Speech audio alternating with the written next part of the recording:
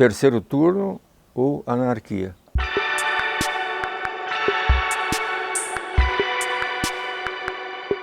A sociedade sabia que esse pleito seria extremamente difícil. Os dois candidatos chegaram ao final com igualdade de intenção de votos. Alguns institutos, inclusive, diziam que a diferença de votos estava, né, na taxa de segurança, né, entre um político e o outro.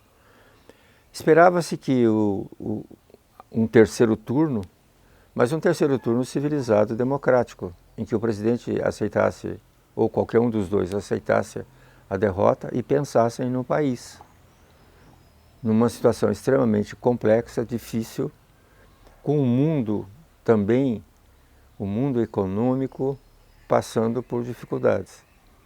Mas o que a gente viu foi uma total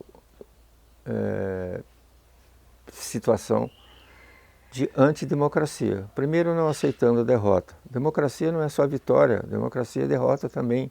É saber perder, é saber competir, melhorar o que não conseguiu fazer, não conseguiu transmitir para a sociedade e melhorar a sua posição política diante dos seus eleitores. São 4 anos. Um país não se faz em 4 anos, um país se faz em gerações. Então, o que nós estamos vivendo hoje é uma situação muito preocupante. Eu que vivi 60 anos de política e poderia dizer, tenho uma memória histórica, estou muito preocupado com a situação do Brasil. O presidente Lula, com todas as suas divergências, com todas as suas dificuldades, está mostrando que pretende fazer um governo de coalizão, um governo de paz, mas nem isso é suficiente para a sociedade. O que a gente está vivendo são coisas absurdas, tipos assim que me traem, até estou tendo dificuldade de falar com vocês hoje, porque me traz toda a lembrança do período de ditadura, que relembra os movimentos nazistas, de famílias separadas, de amigos que interrompem amizades por questões políticas.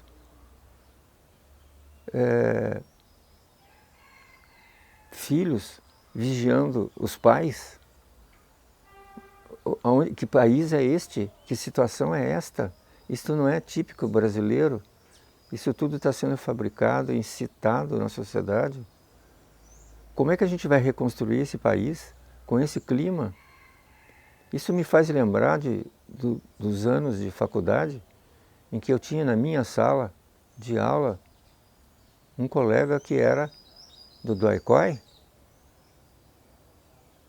Depois eu fiz um outro curso, tinha também um elemento, eu era funcionário público, tinha lá dentro uma pessoa para denunciar quem não era contra, né, a Revolução. Ou seja, um ambiente em que o Brasil manchou a sua história. Não é por questões ideológicas que você vai modificar as pessoas. Nós temos que respeitar a opinião alheia. Ou seja, estamos vivendo momentos terríveis. Como é que você vai agora denominar pessoas que votaram num candidato, fazer uma lista, ou seja, daqueles aonde você deve consumir porque votou naquele candidato? O que é isto, minha gente? Isso é uma coisa terrível, é uma coisa que a Europa sofreu. Isso foi a origem do nazismo, que se perpetuou na Alemanha, um país educado, um país que acreditou num falso líder, que não tinha capacidade de construir, mas sim de destruir, como ele destruiu o país e queria destruir o mundo. Democracia é isto, é saber perder. Bolsonaro fez uma coisa inédita no Brasil, extremamente positiva. Ele mostrou quem é a direita no Brasil. É ótimo isso, porque essa direita sempre esteve no poder, mas nunca mostrou sua cara. E agora a direita tem no Brasil uma cara. E a esquerda sempre mostrou a sua cara. Não teve vergonha de mostrar a sua cara. Então seria excelente, ótimo, que ele desenvolvesse as ideias de direita, mas dentro de uma civilidade, dentro de um grupo de pessoas instruídas, educadas,